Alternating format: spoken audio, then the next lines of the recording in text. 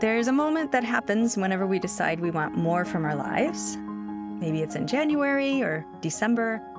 Maybe it's at your birthday, or you get a new job, or maybe you have a health scare. Something happens and you decide that you want more, and you start to really think about your life and what you want out of your life, and a sense of possibility arises, and maybe even some intentions, or you write down some ambitions or some goals. And maybe it feels very exciting, and at the same time, I don't know about for you, for me sometimes this happens, and there's this kind of tightening.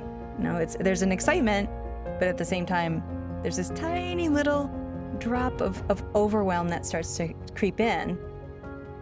And so if you've ever felt this overwhelm because you care so much about something, or you have a deep aspiration, this episode is for you. I'm Victoria, and this is No User Manual, a podcast about being human when life doesn't come with instructions.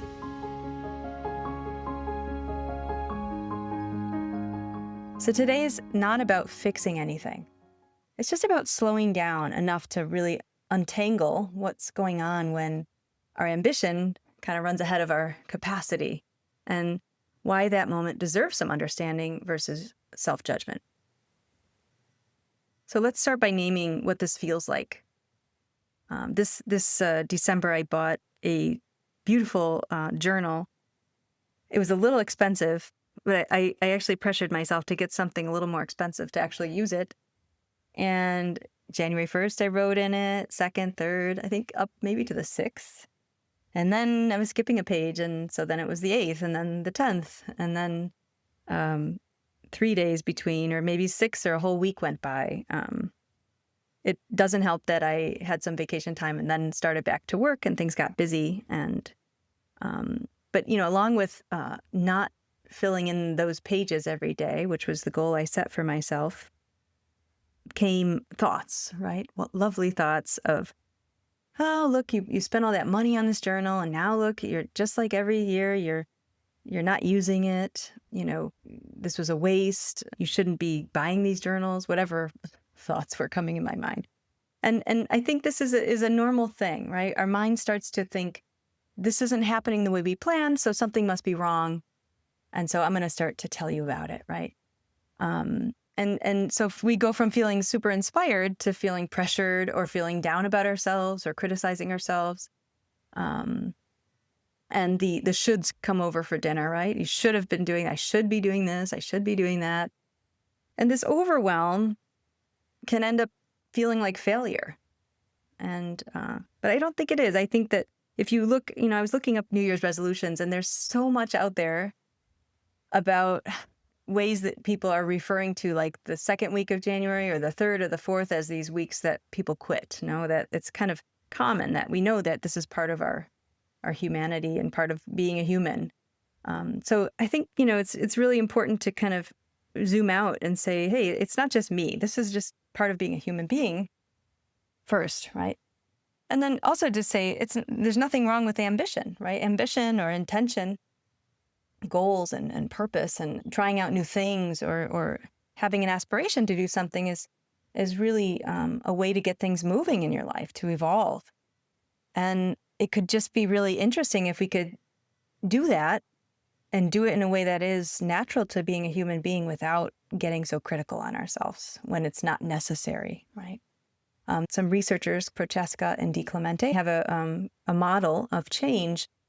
And, something interesting where they challenge this idea that if people know better, they'll do better. And that's an interesting assumption. Oh, I know I should go to the gym, so I should be doing it.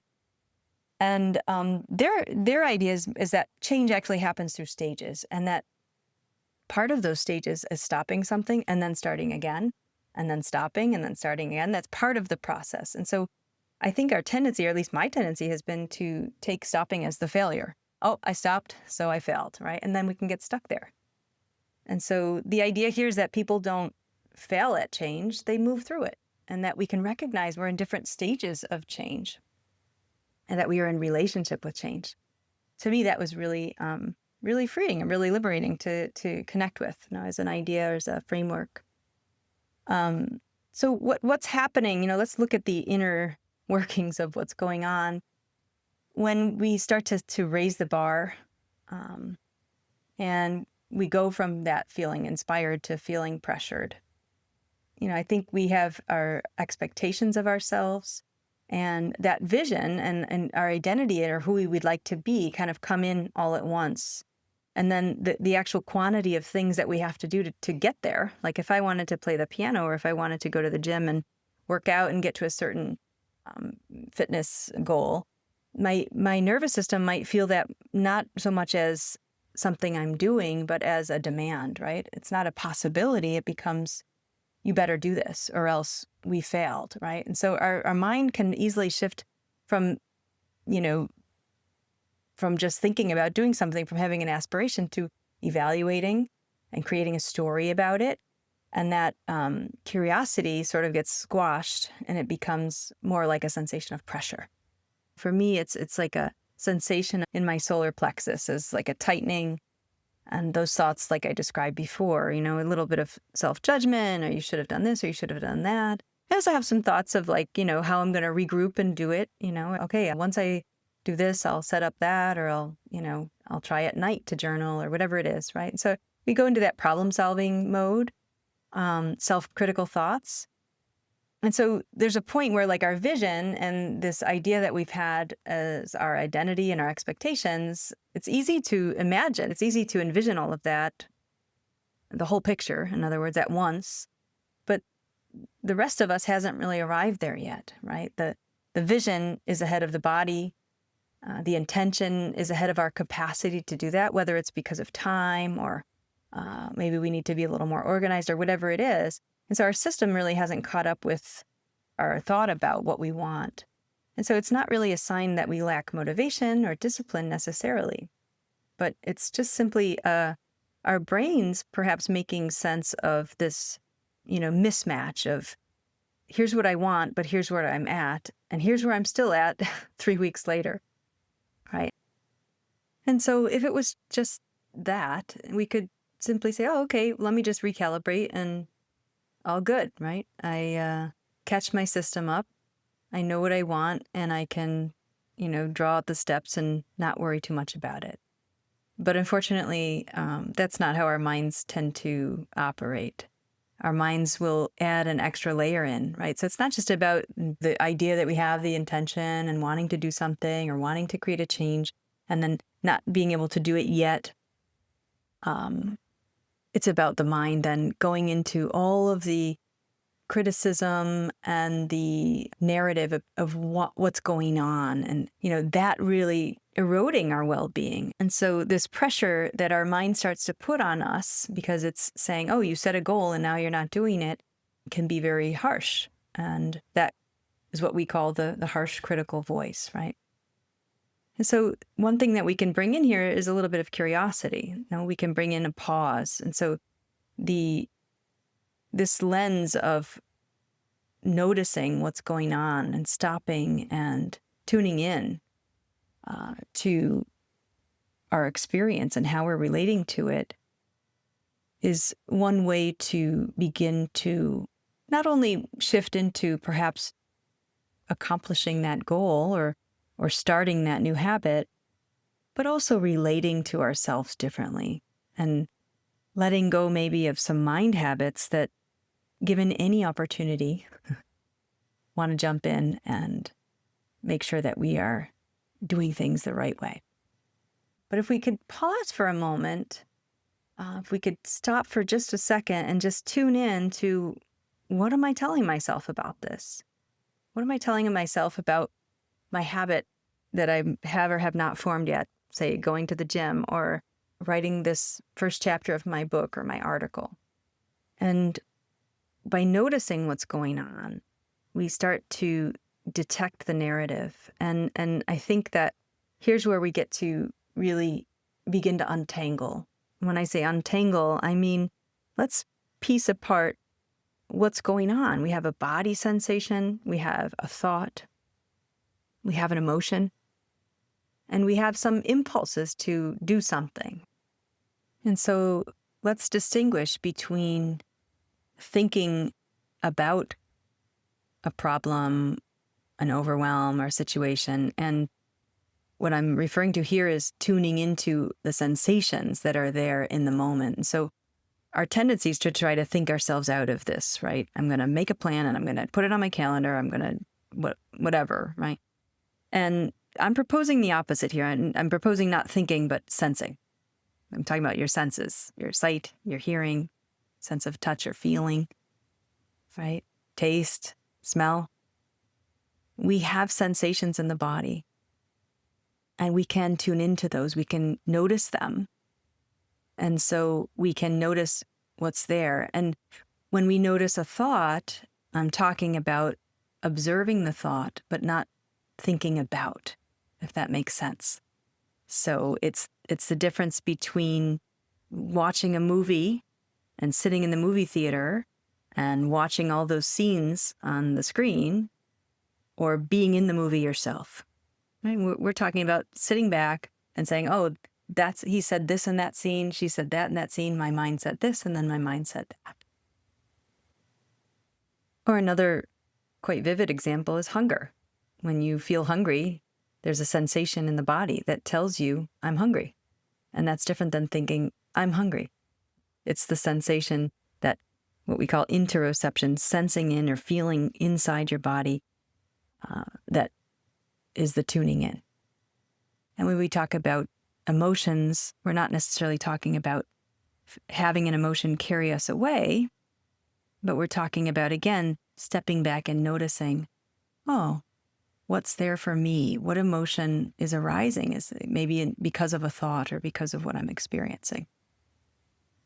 So there's this real observational stance here, which is quite different than I'm going to think myself through this problem, right? And so when you think about this overwhelm, what happens in your body? What do you notice? And all is welcome. We're not pushing any feelings away. We're not pushing anything away. We're simply observing, just to get a little peek inside to what's going on versus being completely oblivious to what's going on and letting it run under the surface without us seeing it. And so when we shift from trudging through and we shift from the pressure on ourselves to do something, we can get curious. And so this curiosity can really bring us into other possibilities, right? So this what am I feeling? What is this feeling like? What am I telling myself? And then, is this really helpful? Is this what I want to be telling myself? What do I know about people in general and other people that go through the same thing? That maybe I'm not alone in this, that other people struggle with getting things done or making changes, especially when they're uncomfortable changes. And so instead of asking or trying to figure out what you need to do next, the invitation here is to shift into sensing what's going on inside me. We tend to stay in this doing mode, what we call doing mode in our mindfulness classes. And the invitation is to shift into a sensing mode. So while the mind is busy trying to fix or plan or get ahead, being mindful and being aware invites us to shift into sensing direct contact with what is here right now. And so we're talking about a couple of things here. Tuning into the senses. So tuning into the body. And so what do I mean by tuning into the body? This is really activating your senses. So if you can feel your feet, you're tuning into the body. If you notice the sensations of your legs or your arms or your eyes or your hair, you're tuning into the body. If you sense the inner sensations of your torso. And so maybe you can kind of distinguish between not thinking about those sensations, but simply feeling them. So when we tune into the senses, we start to activate that part of ourselves that can observe. Not the mind that's creating stories automatically, but the part of us that can notice the stories, that metacognition that we can have, and we can tune into what is the body doing? What is the mind doing? For example, are there thoughts of the future or the past? Is the mind telling me a story reminding me of something? Is it giving me a critical thought like, well, you shouldn't be doing this or you should be doing that? So thoughts appear and we can observe them and notice them and label them to say, oh, that's a future thought, or I'm imagining something, or there's a critical thought. What are my emotions doing right now? So that could be something like, I'm noticing I feel sad. I'm noticing happiness, frustration, desperation, joy. Usually those emotions are one word. Just like we observe or we can sense into body sensations and we can notice thoughts, we can notice our emotions. And so we get that clarity, we get that insight. Oh, this is what the habit of my mind is in the face of this event.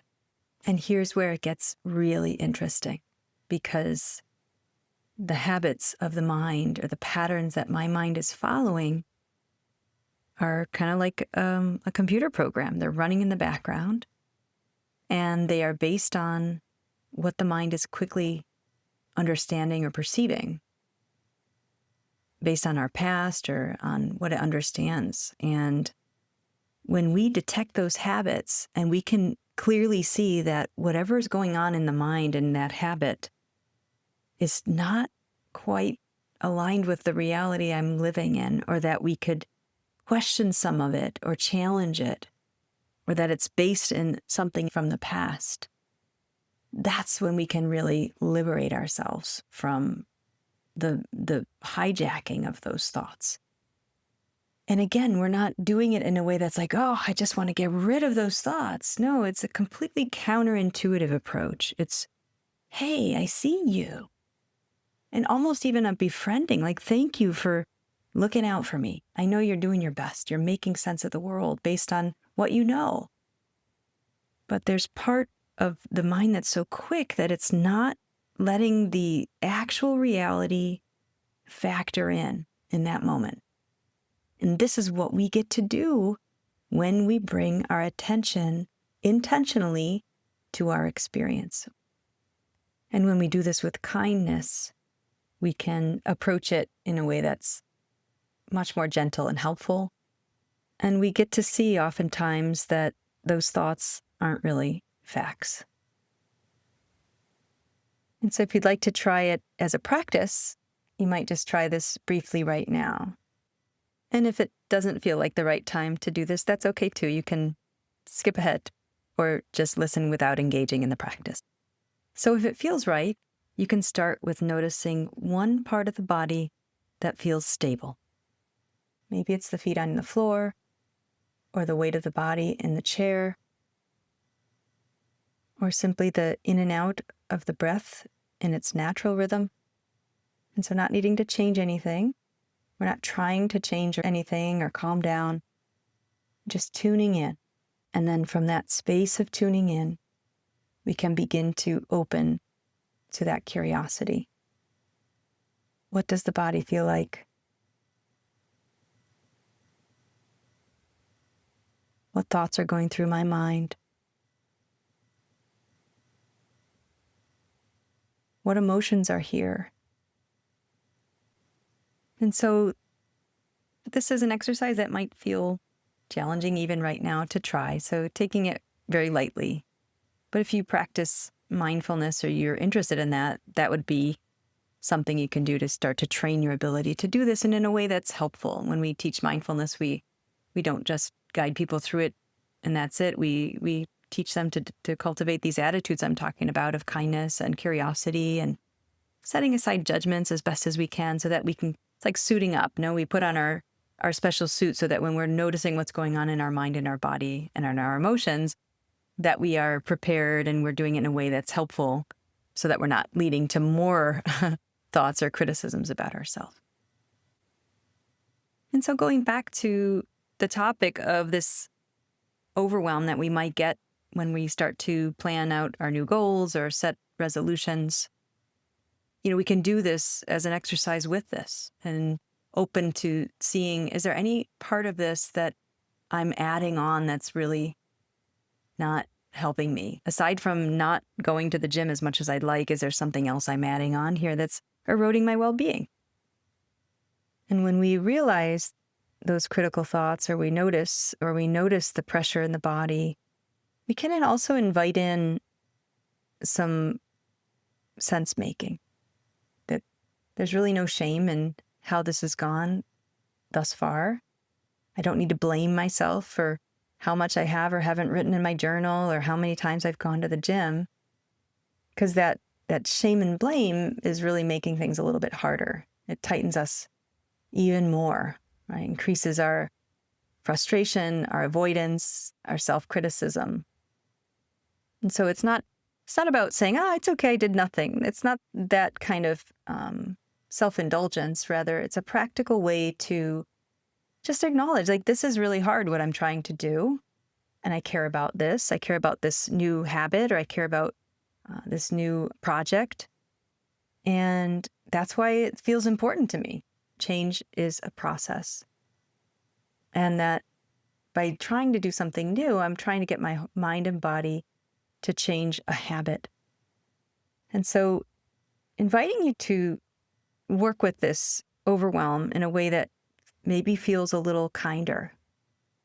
Befriending yourself, befriending your humanity, and knowing that this is part of being a human being. Access your curiosity and your ability to tune into even more possibilities, to regroup and reconnect with why you even want to do whatever you're trying to do, from a place of wisdom and calm and clarity.